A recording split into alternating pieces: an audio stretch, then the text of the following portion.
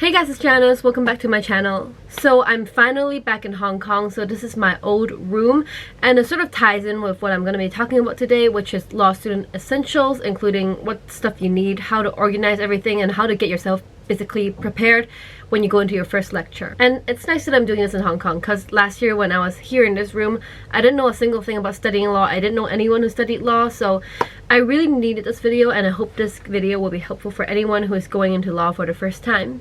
So if you're completely empty-handed going into law school, the first thing you're gonna need is textbooks, and I didn't actually realize textbooks would be so complicated, but basically in most law schools I don't think they give you a set list of every single textbook you need.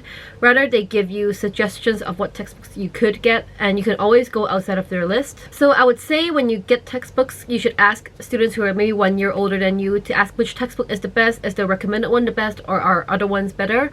And that way you can really get a textbook that's right for you.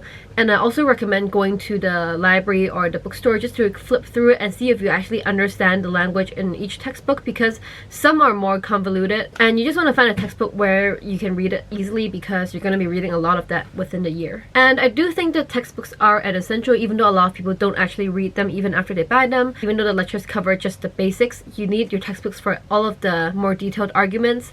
And so definitely get a textbook and don't be lazy. A second type of book I recommend are the Great Debate books, and these are basically books for writing essays because they will list out different legal issues and have a lot of commentary on it with reference to a lot of different academics. You might not have time to read this during the school year, but when you're studying for exams and you need to find arguments for your essays, you'll realize that a lot of very good arguments are within the Great Debates books, and also a lot of very good academic opinions, and so those are always good for exams. And now for the more organizational parts of it, I recommend getting binders as your primary tool for storing stuff. I actually have one for each module. So last year I was in first year, so I had one for property, one for criminal, and I also have two bigger ones for contract and public. And these are bigger than the other two because in these two subjects I have more material, so that's just basically how I did it. But I recommend getting a binder and all those little tabs inside, because this is the best way to organize everything. But aside from those binders, one for each module, I also recommend bringing one of these two-sided folders. Basically what I do is, in here I'm gonna organize everything by topic. So supposing I had tabs inside, each tab would be one topic, and I would put everything inside, from my textbook notes, lecture notes, tutorial notes, any additional resources our lecturers give us. Everything goes into each topic in the binder. It's gonna get really heavy as your year goes along, and then if you have 2 lectures or 2 tutorials in one day, you don't want to be carrying around like several of these in your backpack. So what I normally do when I'm going to class is I don't bring these binders. These are just for storage.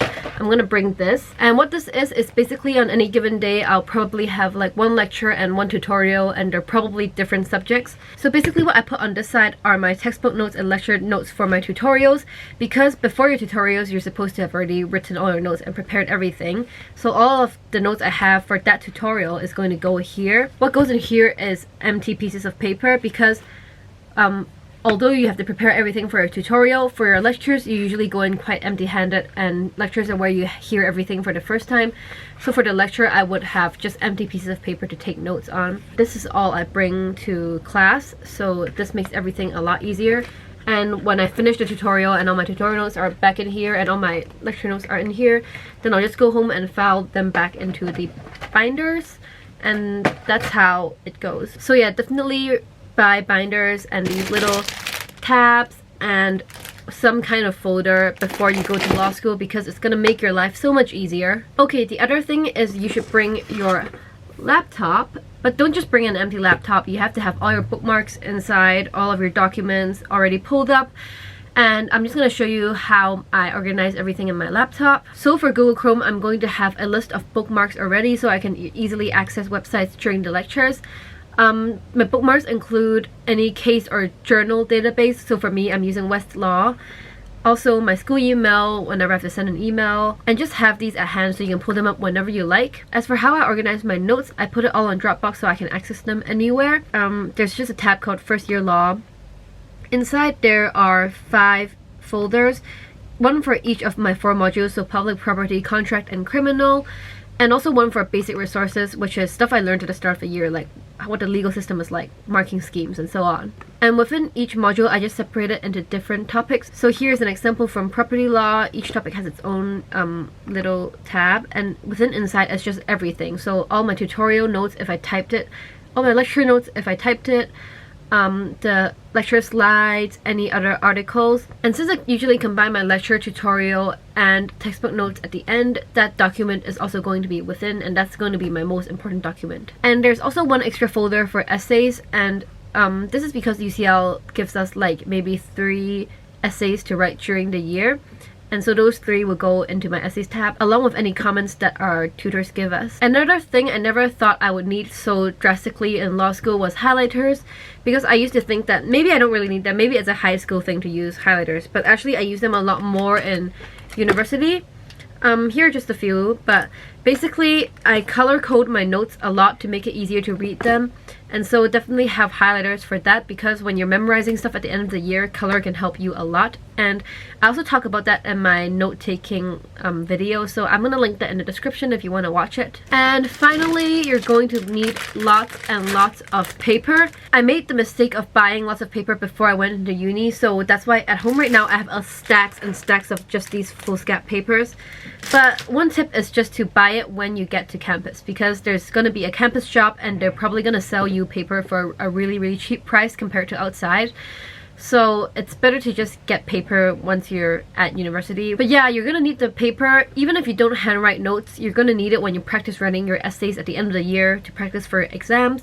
So definitely have lots of paper for practicing essays on. And one last thing that's not necessarily an essential but is pretty good and helpful is something people in Hong Kong call a chicken extract book. It's called 盖证书. So basically what's most nutritious in a chicken is apparently the chicken extract. And so what a chicken extract book is that it will condense all of the most important information from a textbook and then present it in a tiny little book. I mean, if you're not from Hong Kong, then they're probably called something like revision books.